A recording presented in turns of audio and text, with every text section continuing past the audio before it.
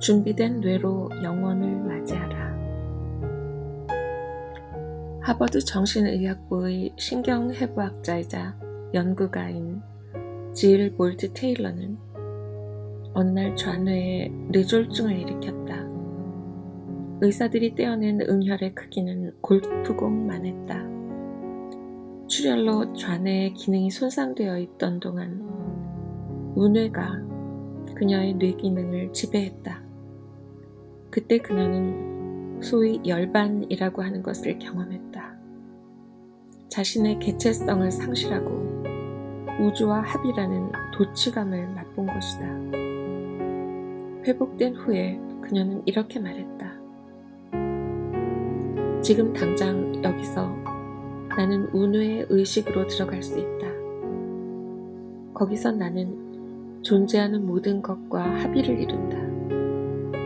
나는 우주의 생명력이고 내 몸을 이루는 50조 개의 아름답고 신기한 분자의 약동하는 생명력이다. 그런가 하면 나는 좌뇌의 의식으로 들어가기로 선택할 수도 있다. 거기서 나는 단독의 개체다. 흐름에서 떨어져 있고 당신과도 별개다. 나는 지성적 존재이자 신경해부학자인 질 볼트 테일러 박사다. 이 둘이 내 안에 있다.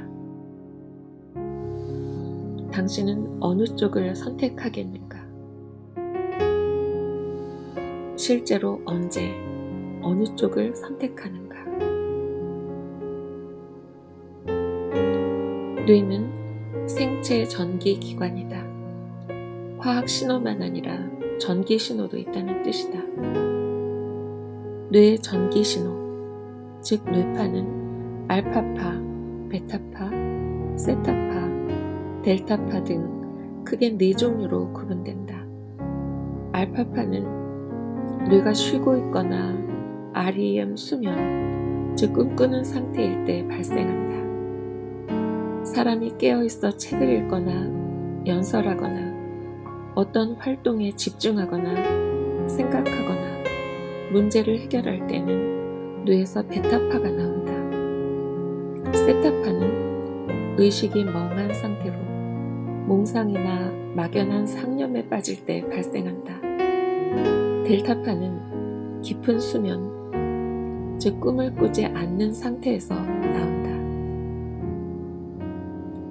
동양 명상법은 알파파와 세타파의 빈도를 증가시키는 반면 베타파를 억제한다.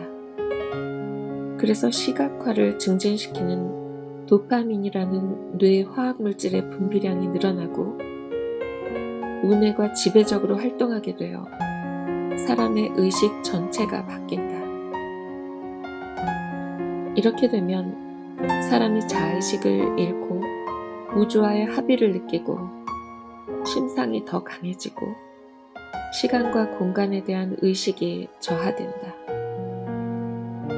증거의 기초에 진실을 분별하는 능력도 떨어진다.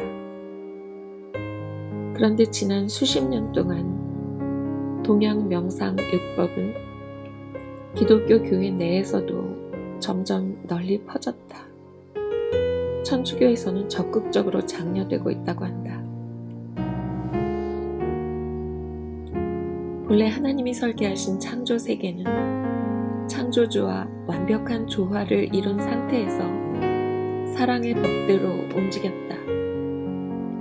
무조건 내가 먼저 라는 사탄의 원리로 지구가 병든 것은 죄가 들어온 이후다. 그 결과 하나님의 법과 사탄의 법, 즉 사랑의 법과 죄와 사망의 법이 공존하는 이원적 상태가 생겨났다.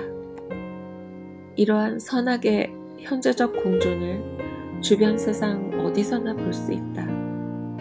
식물은 예쁜 꽃과 열매도 내지만 가시와 엉겅퀴도 낸다. 비는 땅에 생기를 주지만 홍수는 파멸을 부른다. 우리 내면도 영적 속성과 육적 속성이 서로 싸운다. 동양 종교인 불교와 힌두교는 선악이 영원히 공존한다는 우주적 이원론을 가르친다. 우주의 균형에 선과 악이 모두 필요하다는 것이다. 그러나 그것은 사탄의 희망사항이다. 이기심은 하나님이 설계하신 삶과 조화를 잃은 채 우리를 이원적 상태에 몰아넣었다. 죽음에 대한 공포도 이기심에서 기원했다. 동양의 신비주의자들도 죄가 불러온 죽음에 대한 공포를 경험한다. 그런데 그들이 선택하는 길은 둘 중 하나다. 첫째, 각자의 업보에 따라 더 귀하거나 천한 존재로 환생한다는 영원한 윤회에 자신을 맡겨버린다. 둘째, 동양 명상을 통해 선과 악을 둘 다 초월해 거기서 벗어난다.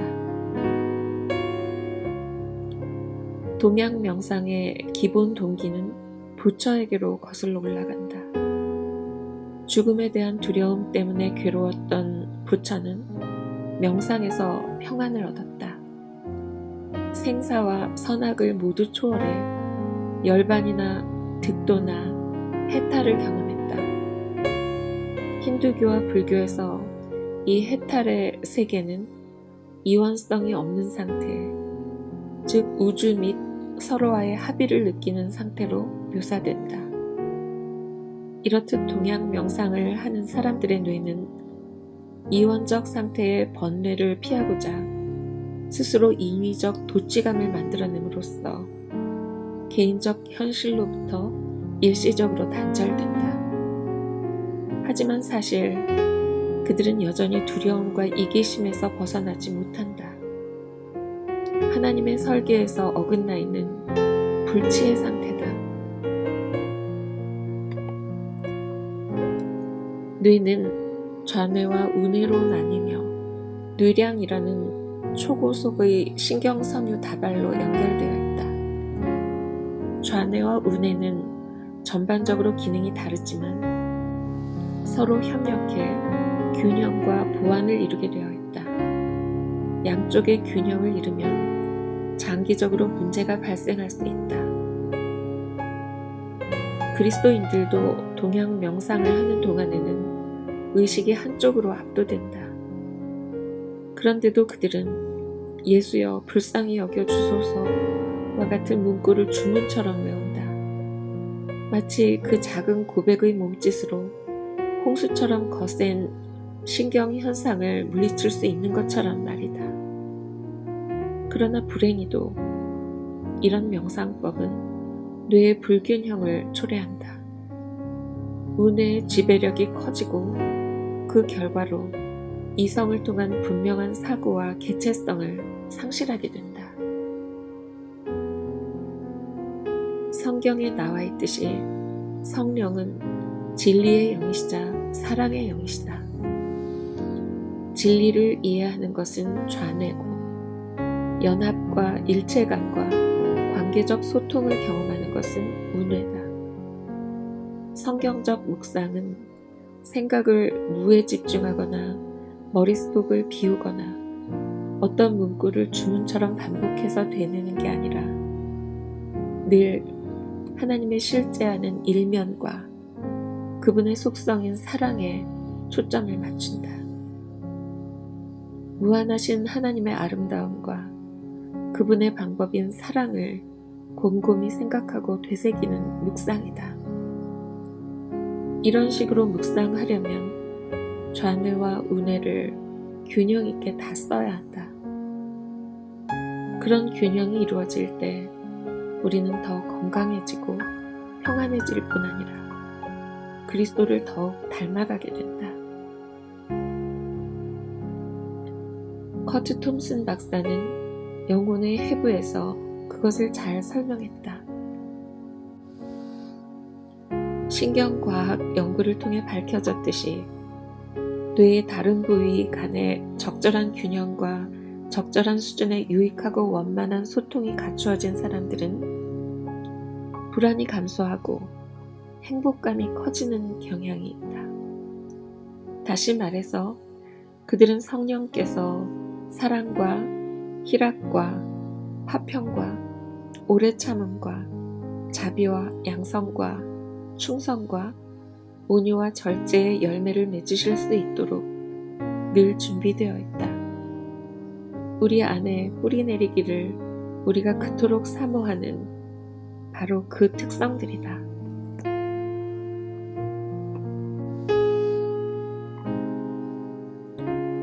진리와 사랑을 양쪽 다 충만하게 경험하려면 좌뇌와 우뇌의 활동이 균형을 이루어야 하는데, 우리 안에서 좌뇌를 공격하는 것은 하나님의 법에 대한 잘못된 개념들이다.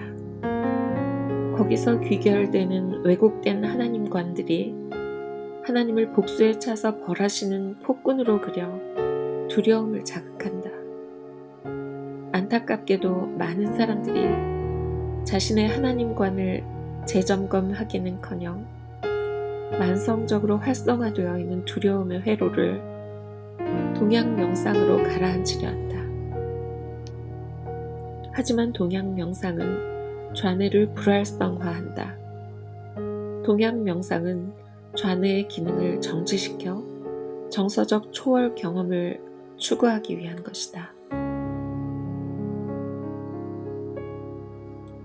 2007년 정신건강연구소에서 시행한 조사에 따르면 2002년 이후 미국에서 동양 명상이 꾸준히 증가했다. 여러 과학 연구를 통해 동양 명상이 건강에 가져다주는 유익이 밝혀지기도 했다.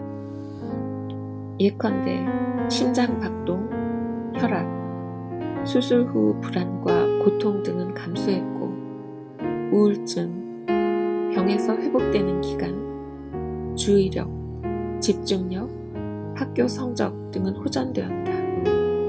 앤드루 누버그 박사는 다양한 동양 명상법이 뇌와 몸의 건강에 미치는 긍정적 효과를 주장하면서 그런 명상 과정에 하나님이 꼭 필요하지 않다고까지 말했다.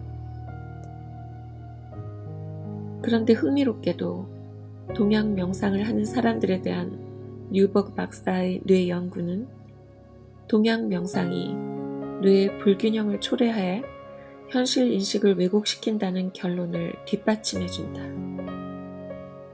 뇌의 시상부는 데이터를 처리하는 중심부다. 모든 정보는 시상을 통과해 각각의 목적지인 신경세포로 간다. 현실과 비현실의 인식도 시상에서 이루어진다.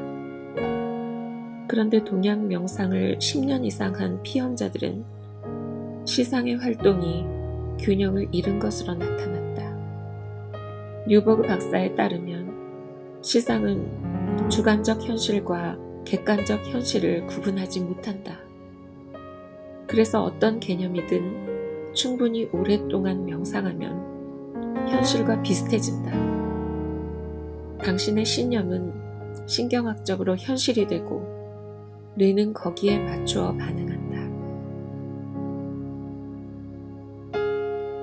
요컨대 동양 명상은 사람을 하나님과의 인격적 우정, 성품의 실제적 변화, 두려움과 이기심의 극복으로 이끌기는커녕 오히려 사람을 하나님과 분리하고 현실을 외면한 채 초월적 도취감에 빠지게 한다. 예수 그리스도는 부처와 극명한 대조를 이룬다. 그분은 죽음에 대한 두려움을 피하려 하신 게 아니라 온전한 자기 희생의 사랑으로 뇌를 구사해 인류의 죄를 대신해 죽음을 견디셨고 죽음과 대결에 이기고 멸하셨다. 겟세마네 동산에서 예수 그리스도는 처절한 정서적 고뇌를 겪으셨다.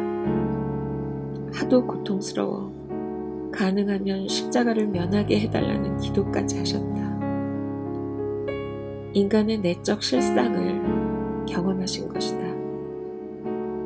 그러나 부처와 달리 명상으로 뇌의 기능 상태를 바꾸어 망상적 도취감을 만들어내지 않으셨다. 오히려 그분은 죽음에 대한 생생한 두려움을 하나님과 인류를 향한 온전한 사랑으로 극복하셨다. 이로써 죄가 불러온 이원적 상태는 예수 그리스도를 통해 뿌리가 뽑혔다. 죽은 지 사흘 만에 새로운 인간으로 부활한 예수는 하나님의 설계에 원한 대로 정화시키시고 회복하신 분이셨다. 만일 예수께서 죽음을 피하셨다면 인류는 두려움과 이기심의 병에서 해방되지 못했을 것이다.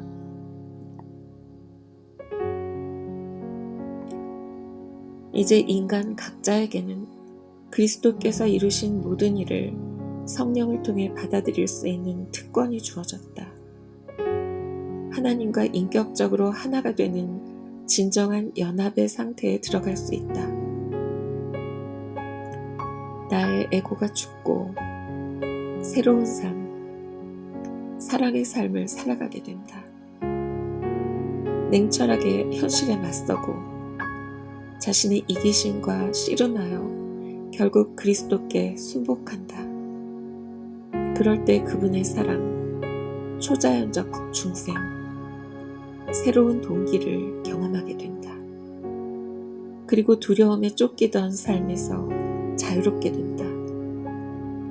우리가 도달하는 자리는 영원한 선악의 우주가 아니라 영원한 사랑이신 하나님과 하나가 되는 연합이다. 안타깝게도 하나님 개념이 잘못된 신학들은 선악이 영원히 공존한다고 가르친다. 그러나 이런 신학은 사고를 두려움에서 자유롭게 해주지 못하며 따라서 염증성 연쇄 반응을 일으켜 뇌와 몸을 훼손한다. 또한 이기심을 자극하고 하나님의 구원 계획을 방해한다. 우리를 구원하는 치유 체계는 하나님이 설계하신 우주의 작동 원리대로 그분의 사랑이라는 진리에 기초한다. 그리고 그 진리는 그리스도 예수 안에서 온전히 계시되었다. 나를 본 자는 아버지를 보았거늘. 요한복음 14장 9절. 우리는 스스로 만들어낸 명상적 도취감 속에 숨어 있지 않는다. 오히려 영원히 두려움과 이기심이 없는 우주, 하나님의 사랑의 법대로 다시 통일된 우주에서 살 것이다. 그때 우리는 이렇게 기뻐 외칠 것이다. 사망아, 너의 승리가 어디에 있느냐? 사망아, 네가 쏘는 것이 어디에 있느냐? 고린도전서 15장 55절. 뇌, 하나님 설계의 비밀 중에서 티모티 R. 제닝스 지음 CUP